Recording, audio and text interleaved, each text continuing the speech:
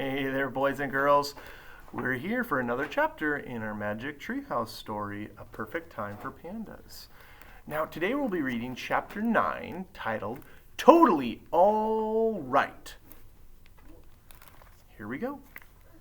Helicopter, said Jack. Yes, I received a call on my cell phone from the military, said Dr. Ling. They're bringing medical supplies and food. Well, that's great, said Annie. We need to get our pandas to other reserves, said Dr. Ling. Until the road is cleared, we will send some by helicopter to Wulong Town. From there, a van will take them to a safer panda reserve. That sounds like a good plan, said Jack. Dr. Ling smiled. Well, I am glad you think so, because I would like to ask you to accompany these 3 cubs on their first helicopter flight.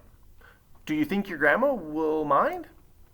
No problem. We've been in choppers before, said Annie, very casually. Really? Said Dr. Ling. She looked surprised. Well, good. I'll be right back. I need to speak to the helicopter pilot and make a quick call to the staff in Wulong Town. Dr. Ling started to leave the nursery, then stopped. Why, I just realized.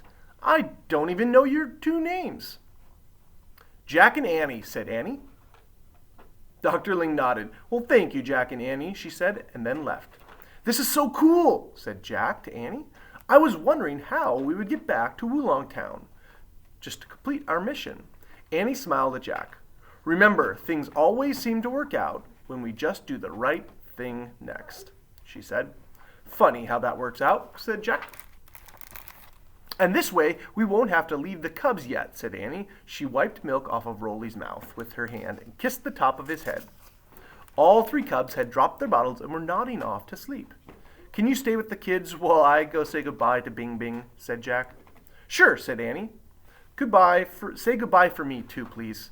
I sure will. Jack hurried out the door. He dashed along the path to Bing Bing's house, sidestepping rubble and glass. Jack found Master Li sitting with Bing Bing on the concrete floor. He was quietly feeding her bits of bread from a small round loaf. For a moment, the earthquake disaster seemed to be so far away. Bing Bing loves a snack, Master Li said, smiling at the panda, even when the world is turned upside down. I know, said Jack, kneeling beside them. I gave her some bamboo in the woods. What's she eating now? It's a special treat, said Master Li. Here, you can go ahead and give it to her. He handed Jack the loaf. The bread was very hard. Jack struggled to break off a piece. Bing Bing opened her mouth wide, and Jack placed the bread on her pink tongue. As the giant panda chewed, she stared at Jack, and with her wise and gentle gaze. I thought she ate bamboo, said Jack. Well, she does, said Master Li. This is bamboo. But it's ground up and mixed with molasses, grains, and vitamins. It's very healthy. We call it panda bread. Jack turned his head to look at Master Li. And it's baked with love, he said. Yes, said Master Li, looking puzzled. Jack gave him a radiant smile. Is everything all right? Asked Master Li.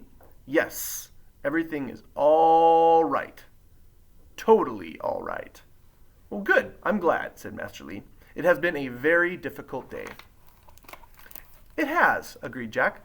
Annie and I have to take the cubs to Wulong Town in a helicopter. Would it be okay if I took a little panda bread with me? Just to show Annie. Oh, yes, certainly, said Master Li. He gave Jack a small hunk of panda bread. But don't try to eat it, he said. It's very tough, said Jack. I know, tough as wood. He put the bread in his backpack. Then he stroked Bing Bing's fur. Bye, beautiful, he said. He turned to Master Li. Bing Bing is really lucky to have you in her family, Master Li. The panda keeper softly nodded. Thank you, he said. Jack and the giant panda exchanged one last look. Then Jack hurried outside. Leaping over the rubble, Jack ran back to the nursery. On his way, he saw that helicopter had landed on the kindergarten playground. Soldiers in green and tan uniforms were unloading boxes. Jack found Dr. Ling and Annie waiting for him. They were holding Roly and Poly. Jack, if you take the smallest cub, I will help you all get settled in the helicopter, said Dr. Ling. Sure. Jack picked up little guy. The cub was drowsy and very cuddly. Let's go, said Dr. Ling. Dr. Ling, Jack, and Annie left the nursery and carried the little pandas outside. Night was falling as they stood in the playground and watched the soldiers finish unloading food and medicine. Until you all get the pandas out of here, how will you take care of them? Asked Annie. We will set up tents and carry water from the stream and get by as best as we can, said Dr. Ling. I believe people here in China and around the world will help us. I've already had a call from Pandas International. They promised to send us powdered milk for the young ones, and they will write about our situation and raise money to help the pandas. Well, that's cool, said Jack. Hey, in that case, he reached into his pocket and pulled out the rest of their money. We'd like to give you something for the pandas, too. He handed their Chinese money to Dr. Ling. Well, thank you, she said. All of this province will help in the days to come. I have heard from the staff in Chengdu that has been one of the most damaging earthquakes of all time. They think many people have been hurt. Whole towns have been destroyed. That's so sad, said Jack. What about your family, said Annie. My parents are safe in Beijing, said Dr. Ling. But in the face of this disaster, everyone in our nation is one big family now. Oh, look, the pilot is waving to us. In the twilight, Jack, Annie, and Dr. Ling each carried a cub to the helicopter. They climbed up the steps and entered the small cabin. Jack and Annie sat down and buckled their seatbelts. Dr. Ling handed Rolly to Annie. Annie hugged Rolly and Polly while Jack cradled Little Guy in his arms.